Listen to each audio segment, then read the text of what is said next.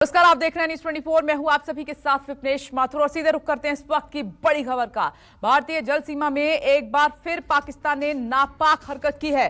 Pakistan marine ने भारतीय जल सीमा में मछुआरों पर फायरिंग की, जिसमें एक मछुआरे की मौत हो गई है, जबकि 6 मछुआरों का अपहरण किया गया है और इसका मुंहतोड़ जवाब दिया जाएगा। समुद्री सीमा पर पाकिस्तान मरीन की ये नापाक हरकत सामने निकल कर आई है। भूपेंद्र जुड़ गए हैं। भूपेंद्र, इस खबर पर और क्या जानकारी? इसमें न सिर्फ 6 मछुआरों का अपहरण किया गया है, बल्कि एक श्रीधर नाम के खलासी की मौत की भी खबर है, जिसपे फायरिंग की गई थी। जलपरी नाम की बोट थी जो कि पोरबंदर की ओखा की थी और उस ओखा की बोट पर फायरिंग किया गया, जिसमें एक मछुआरा घायल हुआ है और इसके अलावा जो वहां पर खलासी था श्रीधर नाम का, उसकी मौत की खबर है। उसकी बॉडी को लाया गया है यहाँ पर भारतीय समुद्री किनारे पर द्वारका पर, और वहां उसका पंचनामा और तमाम जो कानूनी कार्रवाई है वो की जा रही है। लेकिन मैं बता दूं, कल रात की ये घटना है। भारतीय जल सीमा के अंदर ही भारतीय मछुआरे जो है वो फिशिंग के लिए गए हुए थे, तब पाकिस्तान मरीन पुलिस ने उन पर फायरिंग की है और पद्माणी कृपा नाम की एक बोट के साथ में 6 मछुआरों का अपहरण भी कर लिया है। इस फायरिंग में एक खलासी की मौत हो गई है, घायल हो गया है। तो एक बार फिर से भारतीय जल सीमा के अंदर ही पाकिस्तान मरीन पुलिस की नापाक हरकत जो है वो सामने आई है। इसमें और क्या क्या चीजें घटना घटी है, इसका अभी फिलहाल जानकारी ली जा रही है, क्योंकि मरीन पुलिस और जो कोस्ट गार्ड है वो तमाम लोग इस पूरे हादसे के बाद में हरकत में आ गए हैं और पूरी तरह से जानकारी ली जा रही है कि आखिरकार क्या मामला हुआ था, कैसे पाकिस्तान मरीन पुलिस जो है वो भारतीय जल सीमा के अंदर आई थी और कहां से उसने फायरिंग की है, किस तरह से ये पूरी घटना हुई। इन तमाम चीजों का तहकीकात की जा रही है। लेकिन इतना जरूर है कि उस पूरे घटनाक्रम में एक खलासी की मौत हो गई है पाकिस्तान मरीन की गोली से, उनकी फायरिंग के दौरान, और एक मछुआरा घायल हो गया है। 6 मछुआरों को उन्होंने बोट सहित अपहरण कर लिया है। जी, पोरबंदर की एक बोट पर फायरिंग की गई है, लेकिन यहाँ पर सवाल यह है कि जब वो अपनी ही सीमा में थे, जल सीमा में, तो फिर पाकिस्तान की तरफ से फायरिंग क्यों की गई? इस सवाल का जवाब तो चाहिए।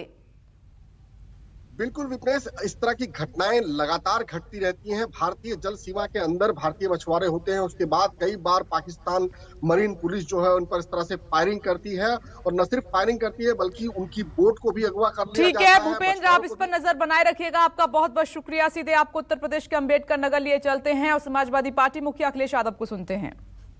से नोट लिया और जो हमारी सरकारी संपत्ति थी उन पर चोट पहुंचाने का काम किया और एक एक कर करके उन सरकारी संपत्तियों का बेचने का काम हो रहा है। तो सोचो, ये सरकारी संपत्ति जब बिक जाएंगी तो जो बाबा भीमराव अंबेडकर जी ने सपना दिखाया था, जो अधिकार की बात थी, हक की बात थी, वो हक और सम्मान कौन देगा हमें और आपको? इसलिए संविधान बचाने का चुनाव है, लोकतंत्र को बचाने का चुनाव है। और जब सबसे ज्यादा जनता को जरूरत थी मदद की, यही सरकार में बैठे हुए लोग, जब गरीब और हमारे किसान, गांव में रहने वाले लोग, जिन्हें सबसे ज्यादा मदद की जरूरत थी, इस सरकार ने उनको अनाज छोड़ने का काम किया था। याद कीजिए वो कोविड का समय, जिस समय लॉकडाउन था, कोई निकल नहीं सकता था। कोई अगर निकलता था तो उसे लाठी मार करके घर में भेज दिया जाता था। लोगों को अपमानित कर रहे थे और सरकार की जो कोशिश थी कि सरकार जो मदद करे, उस मदद में सरकार सामने नहीं आई। हमारे तमाम गरीब, जिन्हें दवाई मिल जाती समय पर, अस्पताल में बिस्तर मिल जाता समय पर, और समय पर ऑक्सीजन मिल जाती, तो हमारे गरीबों की जान नहीं जाती, बड़े पैमाने पर लोगों को इधर उधर भटकना नहीं पड़ता। लेकिन इस भारतीय जनता पार्टी की सरकार ने गरीबों को अनाज छोड़ने का काम किया, जिसके कारण न जाने कितने लोगों की जान चली गई। जान गई लोगों की, और केवल जान ही नहीं गई, जिन लोगों को सम्मान से अपने परिवार का दाह संस्कार करने का मौका मिलता, उन लोगों को वो इंतजाम भी सरकार नहीं दे पाई। न जाने कितने लोगों को गंगा में ऐसे ही बहा दिया गया, लाशें बहा दी गई। दुनिया में अगर किसी ने बदनामी कराई है भारत की, तो यही भारतीय जनता पार्टी के लोगों ने भारत की बदनामी कराने का काम किया। इसलिए हम आपसे अपील करना चाहते हैं ये झूठ बोल करके सत्ता में आए हैं, ये गरीब पिछड़ों को धोखा दे करके सरकार में आए हैं। इन्होंने 5 साल जो अभी हो जाएंगे उसका हिसाब किताब नहीं देना चाहते हैं। आज भी ये सरकार शिलान्यास का शिलान्यास कर रही है, उद्घाटन का उद्घाटन कर रही है, और 4.5 साल बनने के बाद भी, इतना समय गुजर जाने के बाद भी ये अपना काम नहीं उद्घाटन कर पा रहे हैं। जो काम समाजवादियों ने शुरू किए थे, जो काम समाजवादियों ने दिए थे, वही उद्घाटन हो रहे हैं। सुनने में आ रहा है पूर्वांचल एक्सप्रेसवे का उद्घाटन होने जा रहा है। हालांकि यहां से थोड़ा दूर है, लेकिन पूर्वांचल के सबसे बड़े विकास का रास्ता है पूर्वांचल एक्सप्रेसवे, जो गाजीपुर, आपका आजमगढ़, अंबेडकर नगर, सुल्तानपुर, रमेठी, बाराबंकी, लखनऊ को जोड़ता है। यह सबसे बड़ी सड़क समाजवादियों ने दी, वो बन करके तैयार है, बन करके तैयार है। सुना है उसका उद्घाटन होने जा रहा है। लेकिन मैं कहना चाहता हूं, ये सड़क, ये प्रगति की, विकास की, खुशहाली की सड़क है। तो बीजेपी सरकार पर अखिलेश यादव का ये हमला है। आगे बढ़ते हैं, आज की एक और बड़ी खबर का रुख कर लेते हैं। उपचुनावों में मिली हार और आने वाले 5 राज्यों के विधानसभा चुनाव की तैयारी के लिए बीजेपी दिल्ली में मंथन कर रही है। बीजेपी राष्ट्रीय कार्यकारिणी के सभी सदस्य आज दिल्ली के कन्वेंशन सेंटर में एक साथ बैठक कर पिछली हार और आने वाली जीत की रणनीति तैयार कर रहे हैं।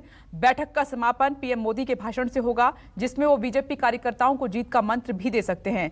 कार्यकारिणी का मुख्य फोकस 5 राज्यों के चुनाव होंगे और उसमें भी खास तौर पर यूपी, क्योंकि 2022 की यूपी की जीत ही 2024 का रास्ता साफ करेगी और इसीलिए पीएम मोदी 16 नवंबर को पूर्वांचल एक्सप्रेसवे का उद्घाटन करेंगे। तो 189 नवंबर, माफ कीजिएगा, नवंबर को ही झांसी से बुंदेलखंड के लोगों को तोहफा भी देंगे। तो वहीं 12 और 13 नवंबर को गृह मंत्री अमित शाह यूपी के दौरे पर जा रहे हैं, जिसमें वो आजमगढ़ से हुंकार भी भरेंगे। वहीं अखिलेश यादव भी पूरा जोर लगाएंगे। क्या लिखा है ये?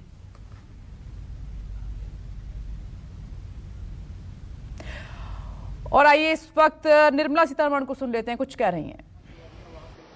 नहीं, राजनीतिक प्रस्ताव कॉपी आपको हाथ में मिलेगा, जरूर आपको मालूम होगा कि क्या है, मगर यूपी के मुख्यमंत्री जी को क्यों प्रस्ताव सामने रखने के लिए बुलाया गया? क्यों नहीं?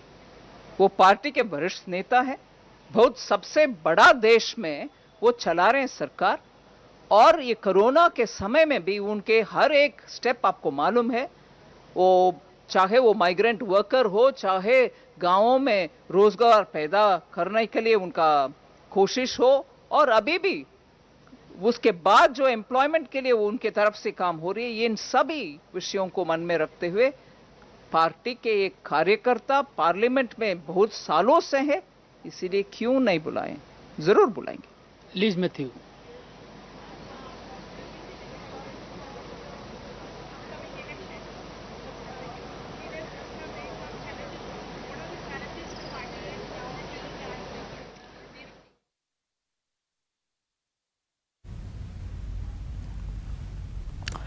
तो मीडिया के सवालों का जवाब दे रही हैं निर्मला सीतारमण। कुमार गौरव क्यों किस खबर को कवर कर रहे हैं? सुबह से बीजेपी कार्यकारिणी की बैठक पर उनकी नजर है। तो कुमार गौरव, अभी निर्मला सीतारमण को हम सुन रहे थे, मीडिया के सवालों का जवाब दे रही हैं, और क्या अपडेट है आपके पास इस बैठक को लेकर?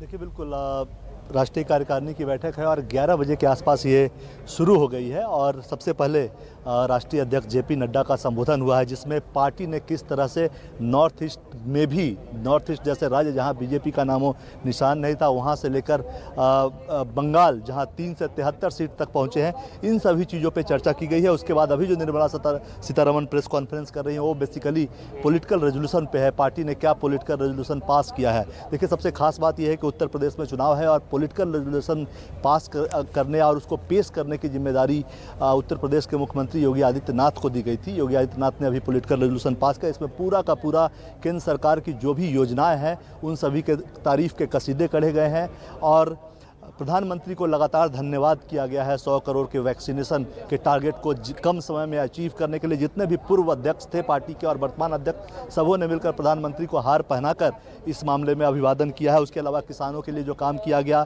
उज्ज्वला योजना, जीएसटी और फिर 370 हटाने का जो फैसला था जम्मू कश्मीर से, उन सभी के लिए केंद्र सरकार का इसमें अभिवादन किया गया है, यानी नरेंद्र मोदी की तारीफ की गई है। 5 राज्यों के चुनाव पे भी चर्चा की गई है कि आखिर उस चुनाव को कैसे लड़ना है, क्या नीतियां होगी, क्या लेकर हमें जनता के बीच जाना है, सरकार के काम को कैसे ज़मीन तक आम आदमी से उसको जोड़ देना है ताकि वो जो काम है वो वोट में कन्वर्ट हो सके। ये सारी चीज़ें पॉलिटिकल रेजोल्यूशन। नमस्कार, मैं हूं मानक गुप्ता। अगर आपको हमारा ये वीडियो पसंद आया हो तो इसे लाइक और शेयर जरूर करें, और हां, हमें सब्सक्राइब और फॉलो करना ना भूलें ताकि आप देश और दुनिया की कोई खबर मिस ना करें। तो जुड़े रहिए हमारे साथ और देखते रहिए न्यूज़ 24।